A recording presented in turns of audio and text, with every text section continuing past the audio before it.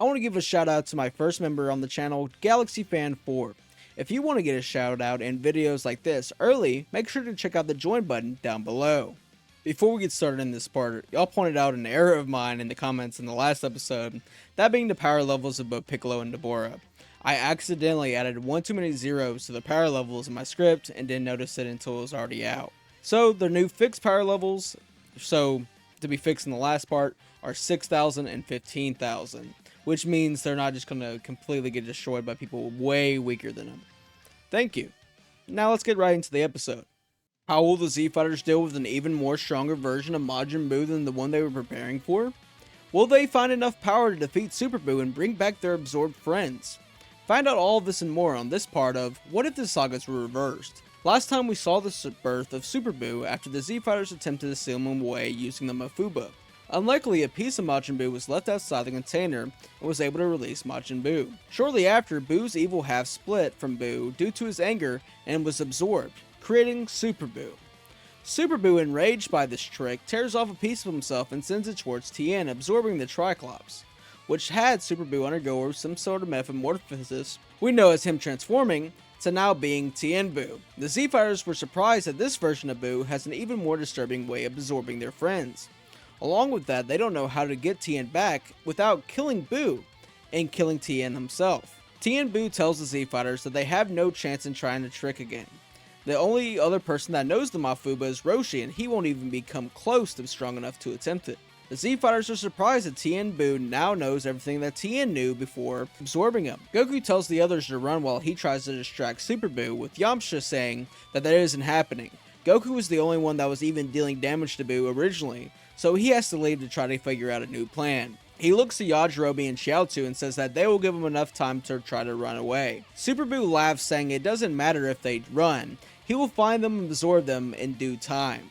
Goku grabs onto Krillin and Gohan and Shin as he teleports them back to the lookout. Krillin tells them that they won't have much time, that Tien Buu will think of this place fast before taking out the others. Shin asks if they have any other way to regroup quick, with Krillin saying that they can hide in the Room of Spirit and Time. Inside, time slows down, which means they might have enough time before Tien Buu shows up. They all follow Krillin inside the Room of Spirit and Time, with Mr. Popo closing the door and standing watch as they go inside. Back on the battlefield, Yamcha is the last one slowing down Buu, as he now has the techniques of Yajirobe and Chiaotzu, using the ladders to freeze Yamcha in place. That is before he throws a piece of himself and absorbs the last remaining of the Z Fighters, now being a new Super Buu wearing an outfit resembling both Tien and Yamcha. Shin, once inside, asks if they have any idea maybe another way to seal Majin Buu away. Krillin says that Mafuba was their only hope. With Buu now knowing it, there's no way they can try that again. Gohan thinks out loud, saying if they only had a way to combine power much like Buu's doing. That's when Shin has an idea. He asks Goku if he remembers what his earrings are used for. He is confused for a moment, saying that they are to show that he's a Kai in training, right? Shin says that's true, but they also have a second ability to combine two fighters, though it is a permanent fusion. The remaining Z Fighters look at each other, saying that they have no other choice. They have maybe a few minutes until Buu comes to the lookout to find them. They decide who will be the best choice, with them deciding that Gohan is too young, and Shin, though he has good magic powers, doesn't have much fighting. Shin takes off his Bataro that he has with him, handing one to both Krillin and Goku, telling them to place one on opposite ears and they will fuse. Goku pats his son on the head, saying that he will be safe, as he and Krillin do so. Super Buu lands down on the lookout, saying that Mr. Popo is the only one there, saying that of course they ran into the Room of Spirit and Time. He tells Mr. Popo to move out of the way when a bright light comes out of the door. A new fighter, Golin, has been born, with him rushing towards Super Buu, throwing him off of the lookout. Super Buu is confused at who this fighter is, who looks like Goku and has monk marks like Krillin, also having a weird version of the Turtle Skull gi. He tells Super Buu that he is Golin, the ultimate Turtle Skull fighter, and he will be the one to defeat him.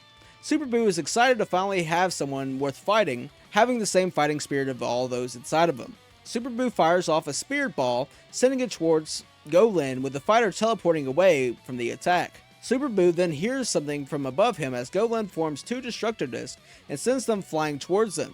Super Buu is able to dodge them, but he is then hit with the discs as they twirl back, being guided by Golin. This slices Super Buu into 3 pieces, with the Majin reforming to instantly be hit with a flurry of punches and kicks, resembling the Turtle Skull 4 Virtues technique.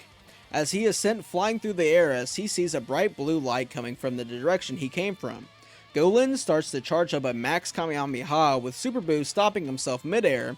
Seeing this attack may be enough to kill him, he forms another set of arms as he uses the charge 2 dual Kamehamehas using the 4 Witches technique. The two of them release their beams at the same time, with it seeming like it could go either way.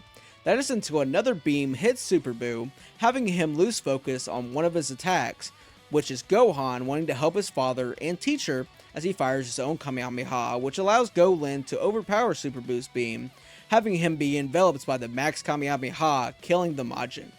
Shin is surprised with him rushing over to the Fuse Fighter, and Gohan to congratulate them on defeating Majin Buu.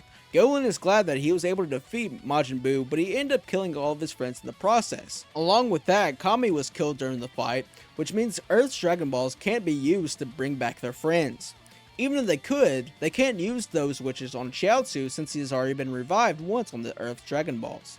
Shin tells them that they may be able to use the set that's on Namek to wish back all their friends due to the loss of Majin Buu. Golan is surprised to hear that another planet has Dragon Balls, with Shin saying that it is an ability innate to the Namekians, which Kami was one of them.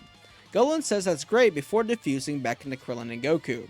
Much like with Vegeta, the Z-Fighters learned that Batara fusion must only be permanent with the Kaioshin. The four of them then take Shin's hands as they Kai to Namek, where they meet Guru, with him saying that they have good intentions, along with being with Shin a higher being, makes it clear that they can help the Z-Fighters gather the Dragon Balls and summon Purunga. Once summoned, Purunga asks for their 3 wishes, with Goku and Krillin being surprised that the Namekians' Dragon Balls are much better than the ones on Earth. First, they wish for Kami to be revived so they can use the Dragon Balls on Earth to revive all their other friends. For the second wish, they bring back Chiaotzu, since he has already been revived once. Finally, they decide to bring back Kibito for their final wish. Goku and the rest thank the Namekians for allowing them to use their Dragon Balls as they Kai back to Earth. Back on Earth, they see that Kami has already brought back their friends after being revived, along with Kibito being back on the lookout. Krillin asks if they have seen Piccolo since Kami was revived, with Kami saying that he ran back to the wasteland. With him no longer being a servant of Babidi, he is nowhere near the same strength he was with him when they fought. Goku tells them they have nothing to worry about, since if he tries anything, he'll be able to stop him. The Z-Fighters celebrate the defeat of Majin Buu, with those like Tien and Yamcha telling the rest of them of their time in the Otherworld, telling them how they were able to meet King Kai, who was supposed to train with Goku. Though they weren't there long, they were able to hear of some cool techniques, with Tien interested in going back there. Shin and Kibito thank the Z-Fighters, with them telling Goku he is welcome to continue his training anytime, with Goku saying he would like to, but he has to spend some time on Earth with his family first. Shin and Kibito nod, with them saying goodbye before Kaiing away. Goku tells Gohan if he's ready to head back home, with Gohan saying he is ready before Goku remembering that he didn't tell Chi-Chi any of this before leaving, asking if anyone wants to train before he leaves, laughing. From there, we have a few years of peace, with the Z-Fighters continuing their different types of training. Goku spends the time between Earth and Supreme Kai's planet continuing his training with Shin and Kibito. As for Gohan, he is continuing his studies, but still hangs out with Krillin and Master Roshi, doing some light training on the weekends.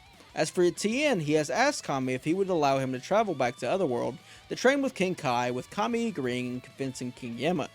He spends his time training and learning new techniques like the Kaioken and Spirit Bomb, then coming back to Earth to train with Yamcha and Chiaotzu. During this time too, Goten is born much earlier than usual, with Earth having much more peacetime than the original timeline. Though one day after Goku comes back from sparring with Kibito, he senses something heading towards Mount Paozu. It seems like someone he recognizes before a young fighter lands down in front of him. The fighter looks much like him and Gohan, with Goku being able to recognize that the mysterious visitor is his son, Goten. Yes, the time traveler this time is Goten, who comes from the future warning Goku about the androids, saying that in 3 years' time, 2 androids will appear on Earth and will take out most of the Earth's fighters, saying that Goku and Gohan were able to take out the androids, but Goku didn't survive the encounter. They were able to start rebuilding, but Bulma made a time machine to see if they could stop it before the androids arrived. Goku asked Goten why they didn't use the Dragon Balls to revive the fighters, with Goten telling him that one day Kami died shortly after them, figuring out that Piccolo must have died fighting the androids. Along with that, Goten shows off the power that Gohan was able to obtain in the defeat of the androids, with him showing Goku Super Saiyan, telling Goku how the form works, saying that he will come back in 3 years' time with Gohan to help destroy the androids before he leaves. Shortly after, Krillin and Gohan arrive at Mount Paozu asking what that crazy power level was they felt, with Goku telling them of the threat of the androids. He tells them that they need to head to the lookout to inform all the other Z fighters as Goku Kaikais them away. Far away in a dark laboratory, we see a gray-haired man typing away at a computer, saying that he will finally get revenge for the Red Ribbon Army, as he walks over to 2 pods. With the Z fighters having all new abilities and a different traveler from the future, how will this new android saga go?